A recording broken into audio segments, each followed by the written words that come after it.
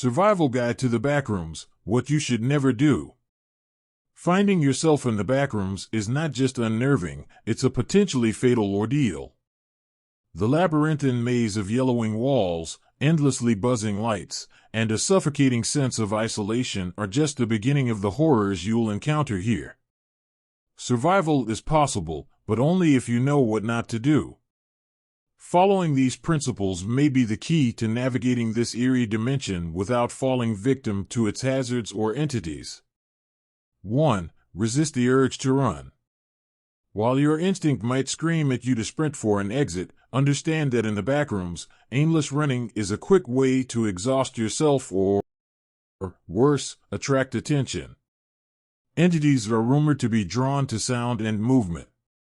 Your footsteps echo further here than in any ordinary room, so every heavy step you take reverberates, amplifying through the maze like a beacon. Running may lead you in circles or into deeper, more treacherous parts of this liminal space. Take slow, steady steps. Conserve your energy and remain stealthy. Only run if you know it's life or death. 2. Don't panic, keep your mind clear. Panicking in the backrooms is the equivalent of signing your own death certificate. The environment here is mentally taxing, and fear can lead you to make impulsive choices that bring you closer to danger. If you hear strange noises, see a shadow that moves, or even catch a fleeting glimpse of an entity, keep your emotions in check. Breathe deeply and slowly. Fear clouds your judgment, and poor decisions are the easiest way to get trapped deeper in this maze. The backrooms feed off your vulnerability, so project an aura of calm, even if it's just for show. 3. Don't touch the walls, floors, or any strange objects. The backrooms are not like a regular building. Surfaces here are often strange, sometimes sticky, gelatinous, or occasionally feel as if they're breathing. Some people report feeling a strange pull when they come into contact with walls or floors, like a gravitational force. Some objects you encounter might be relics from other unfortunate wanderers, discarded bags, notebooks, strange coins. Resist the urge to touch or take them. Some of these items have caused memory lapses or other disturbing effects when handled, and strange surfaces are known to cling to the skin, causing panic. 4. Avoid eating or drinking anything you find. In this strange reality, food or water may occasionally appear, sometimes left by others or materializing in bizarre vending machines. It's unknown where this sustenance comes from, but people who've partaken report vivid hallucinations, loss of orientation, and even increased susceptibility to paranoia. The backrooms don't follow our rules, so what may look like a can of soda or a granola bar might carry unintended effects. Dehydration is risky, but imbibing what the backrooms provide might cost you your sanity, or worse. 5. Don't rely on conventional directions or mapping. Mapping the backrooms is a near impossible feat. The layout seems to shift subtly, almost as if the rooms are alive, rearranging themselves to keep you lost. Sticking to conventional navigational methods will only lead to frustration. Compass readings go haywire, and even something as simple as counting your steps becomes a futile exercise. Some rooms seem to repeat themselves, while others change subtly after you pass through them.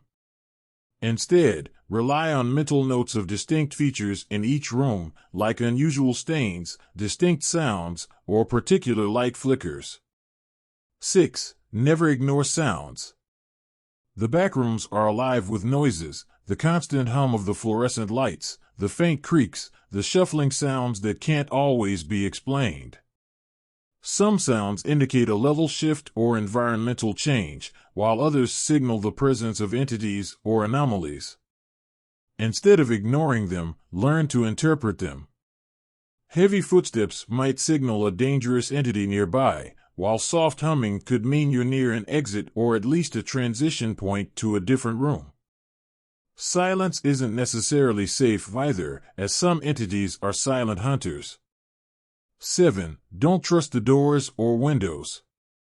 Doors in the backrooms are not reliable passageways, and windows are more unnerving than useful. Opening a door here might lead to another level, a deadly trap, or a passage deeper into the unknown. Some doors lead only to more walls or dead ends, while others have been rumored to open into infinite voids or levels of complete darkness. Windows are another story entirely. Sometimes they reveal disturbing glimpses into other rooms or levels, and sometimes they appear to show you things from your own world. Avoid eye contact with any figure you see in these windows, as some people report feeling pulled toward them, only to vanish completely. 8. Don't engage with entities. Entities are rare, but if you see one, consider it both a blessing and a curse.